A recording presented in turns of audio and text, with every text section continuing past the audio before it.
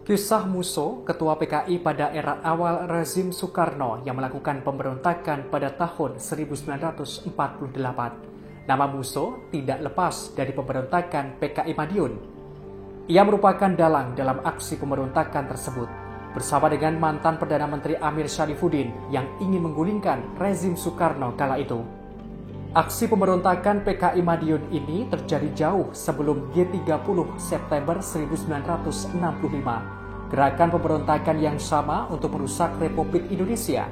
Dilansir dari Kompas.com dalam artikel dengan judul Musso, Pimpinan Pemberontakan PKI di Madiun. Bangsa Indonesia mengalami beberapa pergolakan besar setelah memproklamasikan kemerdekaan pada 17 Agustus 1945. Salah satu pemberontakan yang terjadi adalah pemberontakan Partai Komunis Indonesia atau PKI di Madiun, Jawa Timur pada September 1948. Gerakan pemberontakan tersebut merupakan pemberontakan besar pertama setelah Indonesia merdeka. Dalam pemberontakan tersebut ingin mengganti ideologi Pancasila dan membentuk Republik Soviet Indonesia.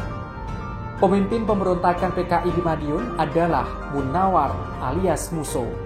Dalam buku Madiun 1948, PKI Bergerak karya Heri A. Puzo tahun 2011, Musso merupakan salah satu pemimpin PKI di awal 1920. Pada 3 Agustus 1948, Musso kembali ke Indonesia setelah menetap di Moskow, Uni Soviet sejak 1926.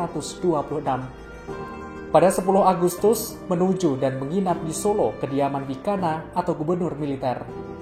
Kedatangan Musso ke Indonesia adalah pembawa amanat Moskow sejak berangkat ke Uni Soviet. Atas instruksi Moskow, ia mendirikan PKI Muda.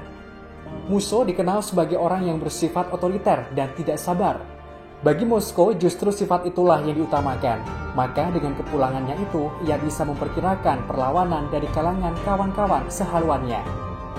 Moskow memandang perlu mengirim utusan ke Republik untuk menyelaraskan haluan kaum komunis Indonesia dengan garis komunis internasional. Karena itu, Musso mendapat mandat dari Komintern untuk memimpin gerakan komunis di Indonesia.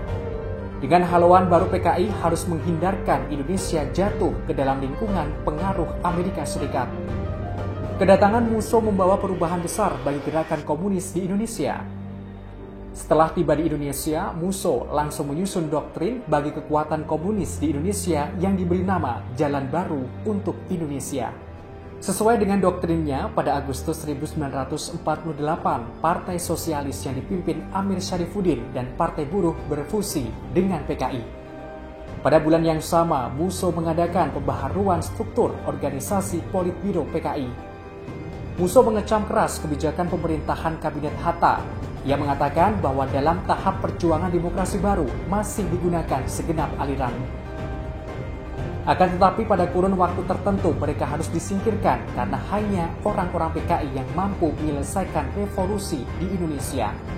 Sejak awal September 1948, Musso bersama beberapa pimpinan PKI berkeliling ke daerah-daerah di Jawa, seperti Solo, Madiun, Kediri, Jombang, Bojonegoro, Cepu, Purwodadi, dan Wonosobo.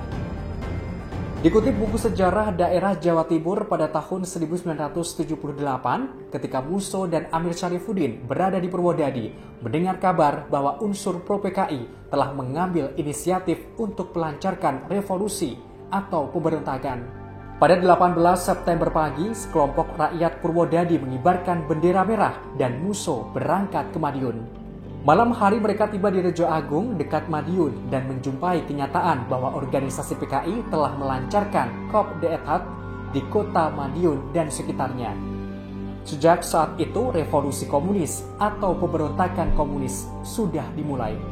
Selain pengambil alihan kekuasaan di Madiun, mereka juga merebut kota-kota dan ibu kota Karesidenan Madiun. Semua alat-alat pemerintah, militer, dan sipil pada waktu itu lumpuh serta mampu dikuasai. Kaum komunis berambisi untuk memegang pimpinan pemerintahan dan mereka ingin mendirikan Front Nasional. Kaum komunis beranggapan bahwa dunia ini telah terpecah dua, yakni blok kapitalis imperialis di bawah pimpinan Amerika Serikat dan blok anti-imperialis di bawah Rusia.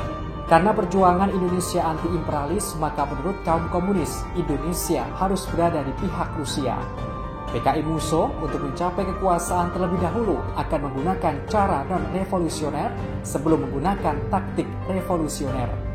Taktik revolusioner tentunya tidak akan digunakan sebelum proses integrasi anggota-anggota FDR ke dalam PKI Musso sempurna. Untuk kepentingan pertahanan dan penindasan pemberontakan, pada 19 September Presiden Soekarno selaku Panglima tertinggi memaklumkan negara dalam keadaan bahasa. Lewat corong radio Yogyakarta yang diangkat Kolonel Sungkono sebagai Gubernur Militer Jawa Timur mendapat tugas untuk menindas pemberontakan dan merebut kembali kota Madiun. Pada malam hari mulai dilakukan penangkapan pimpinan PKI di berbagai daerah, termasuk ibu kota Yogyakarta waktu itu. Panglima Besar Jenderal Sudirman memerintahkan pengepungan terhadap kota Madiun. Gerakan pasukan pemerintah dimulai pada 21 September 1948. Pengejaran pemberontakan oleh TNI terus dilakukan pada 31 Oktober 1948. Pada waktu itu Brigade S atau Sudarsono yang dipimpin Kapten Sunandar telah dapat menembak mati Musso di Sumoroto. Selanjutnya tokoh-tokoh pemberontak tertangkap di Desa Girimarto dan pada 5 November 1948 menjalani hukuman militer.